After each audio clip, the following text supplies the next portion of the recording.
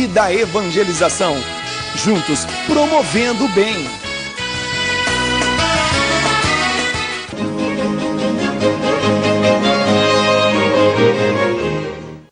Eu sou Expedita, de Sorocaba.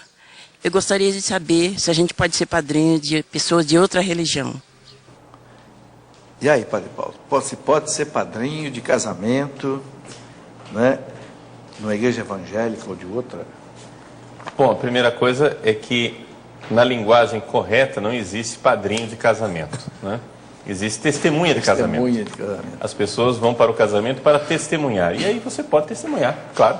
Você pode testemunhar no processo civil, porque não pode testemunhar um casamento de uma pessoa que é da sua convivência, que é seu familiar, né? Dentro de uma igreja evangélica. Então, é testemunha de casamento. Agora, os evangélicos, eles não têm a instituição de padrinho de batismo que nós temos na igreja católica. Aí sim, padrinho você pode ser somente de uma pessoa católica. Padrinho de batismo, padrinho de crisma, confirmação, né? Aí você é de uma pessoa católica. Mas testemunha, sim, testemunha você pode ser. No matrimônio não tem padrinho, nem na igreja católica. Nem na igreja católica tem padrinho. Nem na igreja católica, é testemunha. Mesmo no altar, ele é testemunha. Chama de padrinho, mas realmente...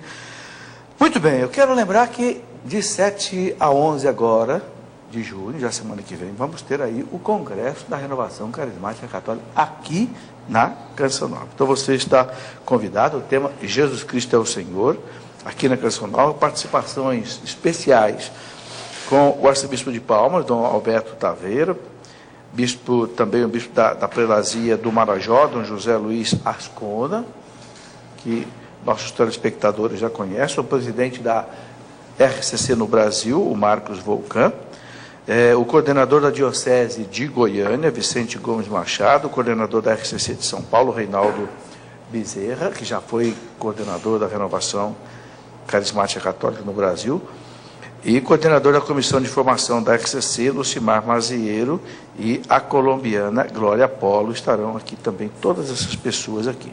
Você pode ter mais informações pelo telefone 12 31 86 2600. Célia, já tem alguma coisa aí para o Padre Paulo responder? Tem sim, professor, tem várias perguntas. Pode colocar para o Padre Paulo, então, aí. Pode provocá-lo à vontade. Então, tá. Essa última pergunta... agora é para o senhor, mas depois eu passo para o senhor, tá, Padre Paulo? Acho que os dois poderão responder juntos. Gostaria de saber o que vocês pudessem comentar sobre a posição oficial da Igreja em relação à evolução das espécies. Entretanto, que o professor Felipe, como uma pessoa, né, conhecida, tem conhecimento, sabe que a evolução das espécies é um fato reprodutível em laboratório, enquanto que a teoria da evolução de Darwin é apenas uma teoria. Portanto, gostaria de saber primeiro a posição da Igreja sobre a evolução das espécies, se possível, professor. Eu aproveito, Padre Paulo, para mexer um pouco mais ainda aí nesse caldeirão. O Darwin, ele era anticatólico, ou a Igreja era anti-Darwin por causa da teoria da evolução? Veja, existem várias fases na vida do próprio Darwin, né? Né? Ele inicialmente começa a sua teoria como um fiel cristão, né? Mas no final da vida ele começou a ficar famoso e se tornou bandeira também para o pessoal iluminista e ateu. E me parece que ele tergiversou e se deixou usar, né? Eu não tenho assim um conhecimento profundo sobre a coisa, mas o pouco que eu li a respeito da biografia, né? Estamos falando aqui de um dado concreto, a biografia de uma pessoa, né? Mas talvez agora a teoria da evolução. Dado a mais. O que é que a Igreja diz? O que é que a Igreja respondendo à pergunta aí? Então, a teoria da evolução é o seguinte: o que é que significa primeiro teoria da evolução? Porque se a teoria da evolução é simplesmente um método de Deus criar as coisas, Deus, Todo-Poderoso, pode criar as coisas de uma vez só ou criá-las aos pouquinhos, né? Deus pode criar as coisas todas prontas e acabadas de uma vez, ou então, lentamente, ir fazendo com que essas coisas possam evoluir. É simplesmente um método de Deus criar. Se quer dizer isso, a Igreja não tem absolutamente nada contra a evolução. O problema não é a teoria da evolução. O problema é o chamado evolucionismo. Ou seja, o evolucionismo é uma ideia segundo a qual não existe Deus. E, portanto, não existindo Deus, as coisas evoluem ao acaso. Não é? Mas isso é uma ideia absolutamente contraditória. Por quê? Porque se as coisas evoluem, é porque existe uma mente que faz com que as coisas evoluam. E uma força, professor. Existe um menos para um mais. E quem foi que estatuiu? Quem que colocou esse menos e esse mais? Tem que haver uma inteligência, né? Um desígnio inteligente para isso tudo. Então é muito difícil você falar de evolução sem falar de uma inteligência. Né? Por quê?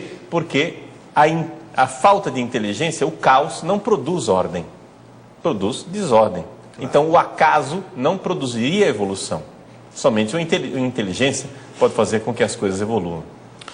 Verdade. Vamos voltar, Padre Paulo, aqui na encíclica Fé e Razão. O Papa usa algumas expressões aqui que eu queria que o senhor comentasse. Uma delas é o seguinte: o Papa diz assim: rejeita o fideísmo, o biblicismo e o racionalismo.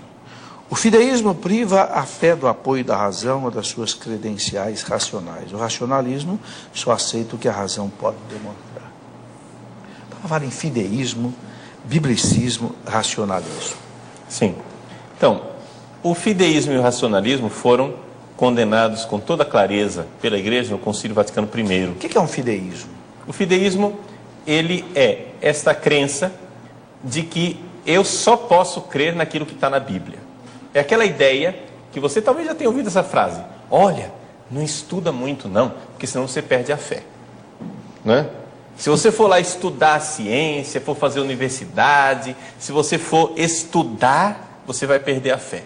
Então é importante você ficar numa fé cega, ler a Bíblia e basta. Não é? Seria um anti-intelectualismo. Sim, você não pode estudar, porque isso irá contra a fé. Como se as descobertas racionais fossem necessariamente contrárias à fé. Esse é o fideísmo. A Igreja nunca aceitou isso, não é? E condenou claramente no Concílio Vaticano I, na Constituição Dei Filius. Não é? Ou seja, nós cremos, essa é a convicção da Igreja, de que a razão não chegará jamais a conclusões contrárias à fé. Se a razão chegar a alguma conclusão contrária à fé, das duas uma: ou você não está entendendo a fé, ou você, de alguma forma, errou no seu raciocínio. Porque não haverá contradição. Deus foi quem criou as duas coisas. Agora, o racionalismo, do outro lado, é o contrário. É rejeitar completamente a possibilidade da fé, rejeitar a revelação divina, rejeitar a Bíblia, tudo, etc. e tal. Eu só posso ficar com aquilo que é a razão, com o que é racional. Então, nós temos de um lado uma tendência que no fundo se dá dentro da maior parte das igrejas evangélicas protestantes. A maior parte das igrejas evangélicas protestantes são fideístas. Lutero já tinha essa tendência fideísta, de achar que na luta dele contra a escolástica, porque Lutero tinha uma birra contra a escolástica, então ele pensava: não, isso aí é raciocínio humano, esses raciocínios humanos só levam à idolatria, vamos ficar com a Bíblia e basta. Não é? Então, nesse sentido, o fideísmo de Lutero leva ao biblicismo.